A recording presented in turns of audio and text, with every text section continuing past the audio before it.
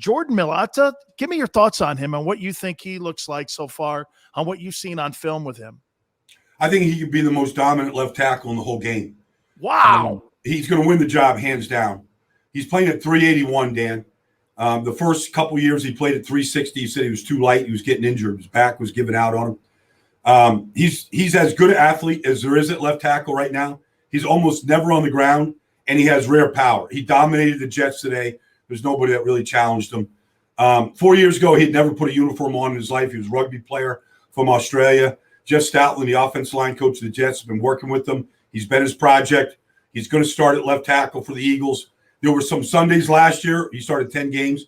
There were some Sundays last year. He was as good as anybody at that position in the NFL. Not every week, but some weeks he was.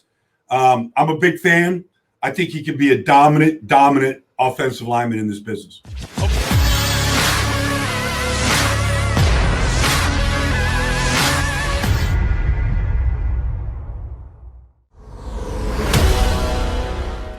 Let's go to our friend here, Brian Baldinger, who was at Jets camp today. And I got a bunch of questions, and people in Philadelphia are going crazy right now. But I do want to start it out in New York with the Jets. Baldy, you were at Jets camp today. All the hype about this kid, Zach Wilson, are you buying it?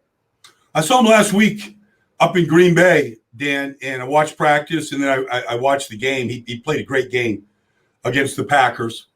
This past weekend, he's got a real number one receiver in Corey Davis. He's done very, very well with him. I'm excited to see this Elijah Moore, who's back at practice now. He had the thigh pull or something, but he looks like a real talent. But I'm excited to see Zach with Mekhi Becton and Elijah Vera Tucker and Morgan Moses and George Phantom. I'm excited to see him with this offensive line. I think he's going to be pretty good, Dan. Let me get into a fundamental question. Baldy, you and I are from the old school, and I don't want to sound like, oh, man, get off my lawn, dude, but there seems to be something different that's going on here.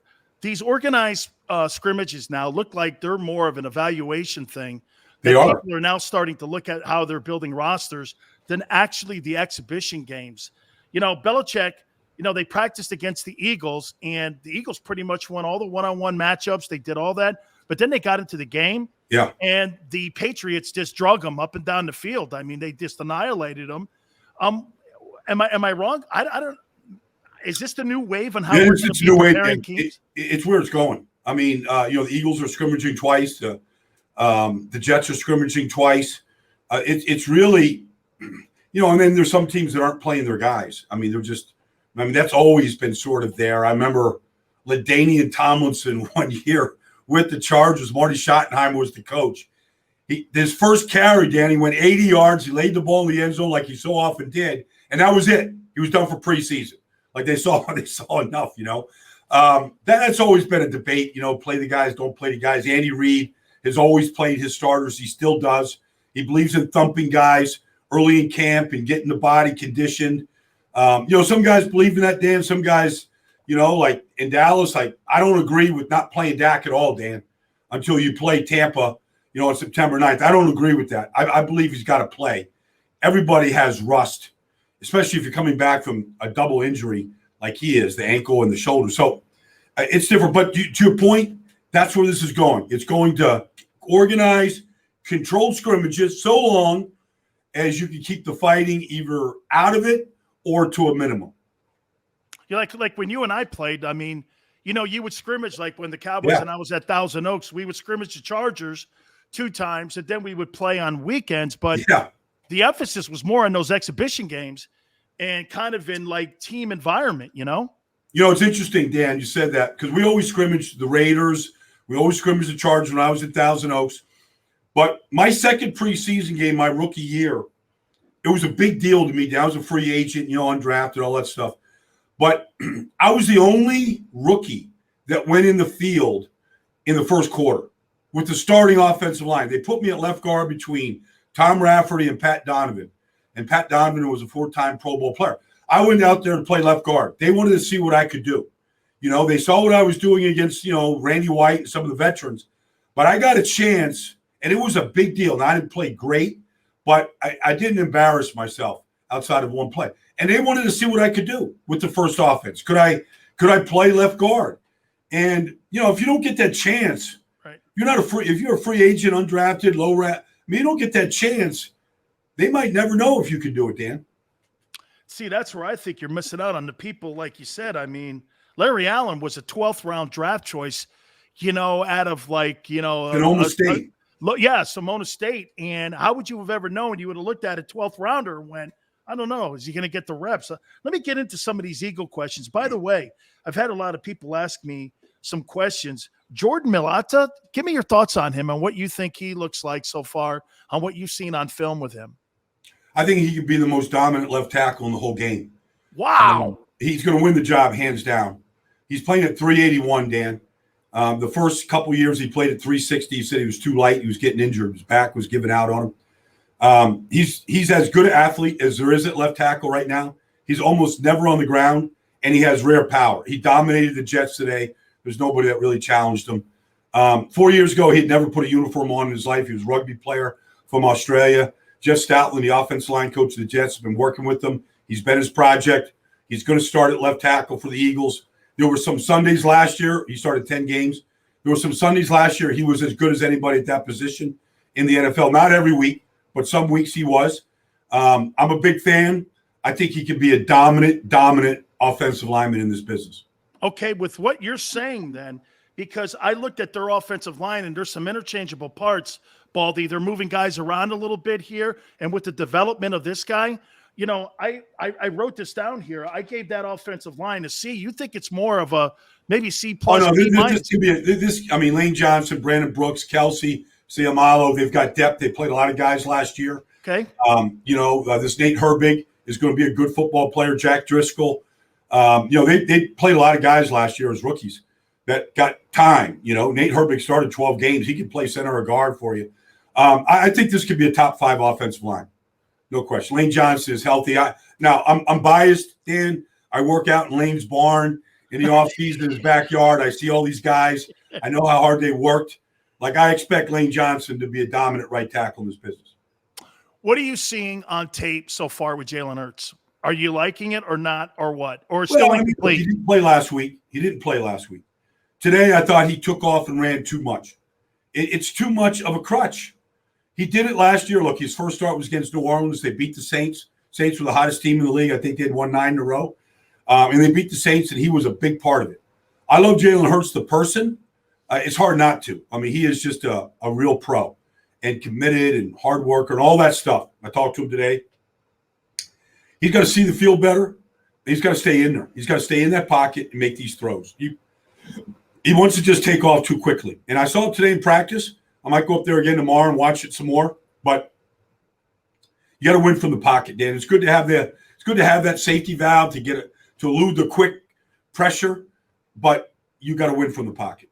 And you got to show courage when you're in the pocket. That's the big thing back there. I mean, the great ones, they take a beating, and the young ones, the first time they feel it, and not always see it, right, Baldy? They feel it, they take off, and they run. Let me take you on the other side of the ball. Give me your assessment on the front 4 of the Eagles with Fletcher Cox and those guys. How good can that unit be? Well, Javon Hargrave was injured much of the year last year, but he's a quality starter in this business. And, we're going to see. Derek Barnett has not really balled out. Josh Sweat looks like a better player to me. Brandon Graham is a steady pro. You just can't play those guys more than 70% of the snaps. Fletcher was down a little bit last year, but I never worry about Fletcher. That guy, this is his 10th year. He looks exactly the same today as he did coming out of Mississippi State. He's just kind of an ageless wonder. Physically, he's as good as anybody at that position outside of Aaron Donald. He's in a separate category. But I don't worry about Fletcher. But they got to get some better depth because you're going to rotate 7 or 8 guys like most teams in this league right now. I compare Fletcher Cox to Jerome Brown. Is that fair? Yeah. Look, Jerome, he hasn't played as long, but, Jerome Brown was a dominant player. You played with him at Miami, Danny, you know. Yeah, but physically, a dominant player inside that can push the pocket against anybody and can be just a disruptive force inside. Yeah, no question. A couple of other questions here, and I'll let you go, Baldy. We saw a game last night, and I say this to you about Urban Meyer. This ain't college, kid. I'm gonna say this to you here, man. That thing looked unorganized. The sidelines I saw some pre-snap penalties, which means these guys weren't understanding what team was supposed to go out. You can always tell organizationally during the exhibition season if your coach. I thought Sirianni did a nice job so far with his sideline. I don't know, man. I look at Trevor Lawrence and I go, is he going to get the coaching that he needs? Because I see Josh Allen. Then I saw Mitchell Trubisky, and I'm like, is Sean McDermott that good a coach where this guy can really pump in the knowledge to these guys? Give me your thoughts on the success that you think or don't think that Urban Meyer has in Jacksonville. I mean, I watched Urban like you did last night, Dan. He looked awfully frustrated. And I think, when he sees Sean Payton's offense, I mean, Sean Payton's still the star in New Orleans. Don't get that. Jameis played well, and I love Taysom, but, I mean, he's the star. The offense, he's got an answer for anything you do defensively, Dan. And he's locked in. And I think Urban was looking at that. He's looking at the talent difference. And I get the feeling, Dan, could be wrong about this, that's what Jimmy Johnson was his first year in Dallas. Like, okay, I got Troy Aikman. I got my quarterback. I know he's tough. The offensive line, I got pieces. And he came back in 1990, the second year after 1-15. He's like, he's running with Dave Wannstedt and, Dave Campo and the whole group. And he's like, who can we trade? Do we have anybody we can trade? Like this. And they traded Herschel Walker. They got a boatload of picks and players. And I get the feeling that Urban has always had better talent everywhere he's been, maybe even including Utah. And he's looking at this going, I need better players, man. And I think that's that's his frustration is I don't have enough good players. And I also think maybe in the coaching staff too, the offensive coordinator, because like you mentioned with Jimmy, the first thing that Jimmy had was David Shula. Yeah, and then North came the second year because David Shula was the offensive coordinator. Jimmy, the first move he made was firing David, and then they brought Norv in, and it changed the entire thing. So maybe he's got to really rifle through his coaching staff. You mentioned the Saints. Is this all come down to trust now, Brian, you think, with Jameis Winston? Look, he trusts Taysom. He knows who he is. He knows what he brings. And as you know this, the one thing that you can't have in this league is turnovers. This guy threw for 5,000 yards. He had all the numbers, attempts, completions, but it's always been something of, do I trust you? Same thing going on in Pittsburgh maybe with Dwayne Haskins. He's got to prove that he can, be trusted by Mike Tomlin. Is this what this comes down to now? Does Sean Payton trust Jameis Winston to be the starting quarterback for the Saints? I think he does. I mean, I know Jameis wants to be great. He wants to be good. He doesn't want to be a starter. He wants to be great. And he's got a chance. He's got a chance right now, in that system. I think, Sean Payton has said it. Like, he's not throwing 30 interceptions with me. Yeah. Like, first of all, he won't be out there long enough to throw 30 interceptions. All right, so that I think the fact, like, I've watched Jameis in some games where you're like, he doesn't have any answers here. Like, there's no place to go. They just took this side of the field away. Like, he don't have time to get back to the other side of the field. And he would he'd see ghosts and force and all that. Okay. But I think this competition has been good for him. Like, I don't think, like, everybody says, oh, Jameis won the job last night. I don't believe that. Like, I believe this is going all the way down. He knows the competition, and not naming a starter is just bringing the best out of each guy every day in practice. And he's going up against a quality defense that does a lot of stuff. They have a lot of good players. Like, I think this thing is just going to keep going, through next week. And then, then when the time is right, he'll make the announcement. But I think he wants to keep that competition and those fires burning in New Orleans at that position. Finally, here for you. Who sees a starting assignment first? Mac Jones in New England, Justin Fields in Chicago, or Trey Lance in San Fran? Ooh. Well, there's a situation with Cam in New England, really favors Mac Jones at this point. It's a can of corn to him, go out there and complete balls. He knows what he's doing. He can play and you can win games with him. There's no question. You can win games with Mac Jones. And, if Cam is gone for the next 4 days and can't practice, and who knows if he plays, with the restrictions and all the stuff that are in there, and I don't know all the details, Dan. But I don't – there's no question in my mind that Trey Lance and Justin Fields can play. And if you put them out there, they can help you win a game. I said Justin Fields should get a chance to start with the number one offense and see what he can do. To me, he's earned that. And everybody in Chicago knows. The players know, Dan. You can't lie to your players. You know, Akeem Hicks, Khalil Mack, they know when a guy's got it. They know this kid's good. So I just think it's just a matter of time until Justin Fields is in there. I'll leave you with this story here. So you mentioned Roadrunner, Randy White. So I'm at the $1 Million Saloon, of course. Yeah. And we're sitting there having a steak. And I go, man, that's a really nice watch he had. He's wearing a Rolex. Yeah. And I go like this, man, that's nice. Took it off his wrist and gave it to me. And I was like, yeah, get this. Just gave it to me. And I was like, yeah, I got this for like making a Pro Bowl or something like this. Somebody gave it to me. They may hand made it for me. And I'm going like this.